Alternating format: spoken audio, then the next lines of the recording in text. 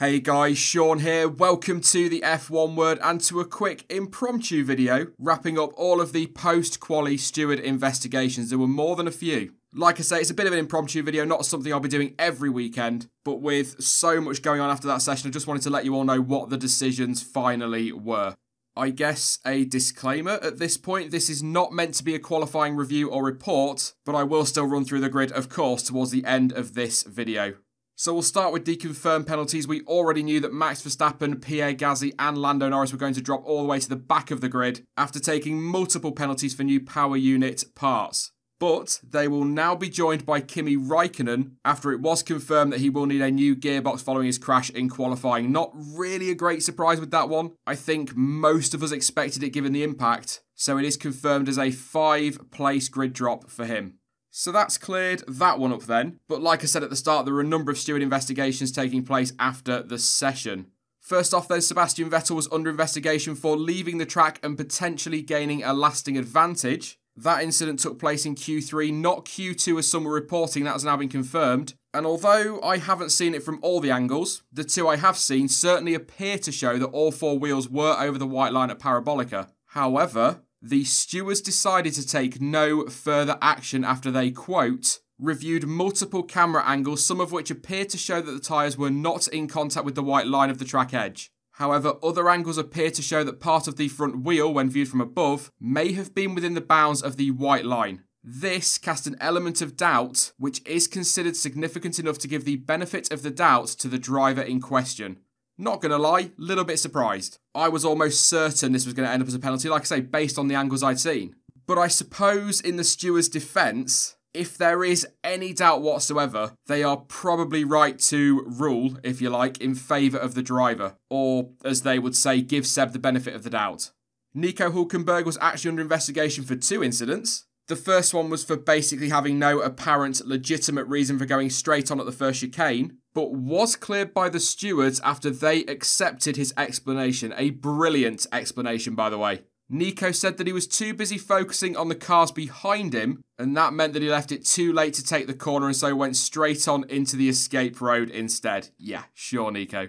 The stewards were also looking at all that madness at the end of the session and summoned Hülkenberg again, this time along with Carlos Sainz and Lance Stroll, and all 3 of those were accused of driving unnecessarily slowly on their outlap. The stewards ruled that all 3, quote, played a significant role in the banking up of cars at a critical stage of the final outlap for Q3, and as a result they decided to slap all 3 of them with reprimands. No grid drops, just reprimands. Wonder how the F3 drivers feel about that one. There were loads following their qualifying session yesterday. They also said in the official document that they, again, quote, strongly recommend that the FIA expedite a solution to this type of situation. I think that bit's a fair shout from the stewards, but what do you all think? I was a little bit miffed when I saw it was just those 3 being summoned, but when you actually watch the replays, they are leading the pack and so are pretty much dictating the pace. And the onboards do show Vettel waving at, I believe, Hülkenberg and Sainz, telling them to get on with it. And by the way, at the point that Seb is doing that, there was no way that he was going to be able to get past the 2 of them, and as soon as Sainz bolted, others did too. I don't know, I still feel like all of them should have been called to the stewards, or at least sat down and warned about it. Maybe they will be before Singapore. But quite frankly, the saddest part of all of this is it's no pole for Giovinazzi. Also, very quickly, or probably not, this is me, but I know I'm going to get asked about this one, Valtteri Bottas's lap does stand.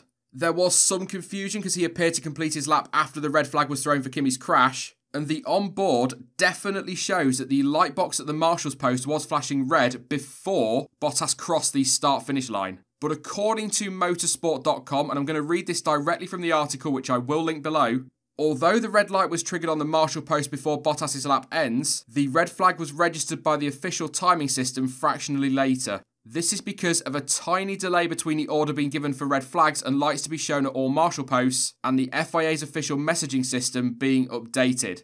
It is the moment the red flag message appears on the official messaging system that counts as the suspension of the race. Bottas's time is therefore valid as he crossed the line before the session was officially suspended. All I'm going to say on that one is how very Formula 1, and it's going to be interesting to see the grey areas that one's opened up. Anyway, here's a quick look at the current provisional grid for the Italian Grand Prix. Of course, this could change again before tomorrow. Charles Leclerc will line up on pole position with Lewis Hamilton just behind in second, and then it's Bottas and Sebastian Vettel. Cracking session from Daniel Ricciardo. He will start 5th ahead of teammate Nico Hülkenberg and Carlos Sainz. And then rounding off the top 10 is Alex Albon, Lance Stroll and Antonio Giovinazzi. Kevin Magnussen will be 11th with Kvyat alongside him, and behind them it's Grosjean, Perez and Raikkonen, of course, who drops those 5 places. The 2 Williams boys of Russell and Kubica are 16th and 17th, and then those drivers that had penalties coming into the weekend are 18th, 19th and 20th. That's Norris, Gasly and Verstappen. It's certainly going to be an interesting and entertaining race watching Max Verstappen trying to come back from 20th on the grid. If nothing else tomorrow, we've got that. That is it then for this short, yet probably longer than I intended video. But please do let me know your thoughts on those decisions, the mad end to quali, and also feel free to drop your predictions in there for tomorrow's race. Now I will be back tomorrow at around 1:30 PM UK time with the race watch along, and we will of course be live shortly after the race for some immediate reaction. In the meantime though, don't forget that you can follow me over on social media, and all of the links you need for that are in the description down below. But as ever, thank you for watching. I've been Sean, this has been the F1 Word, and until next time, goodbye.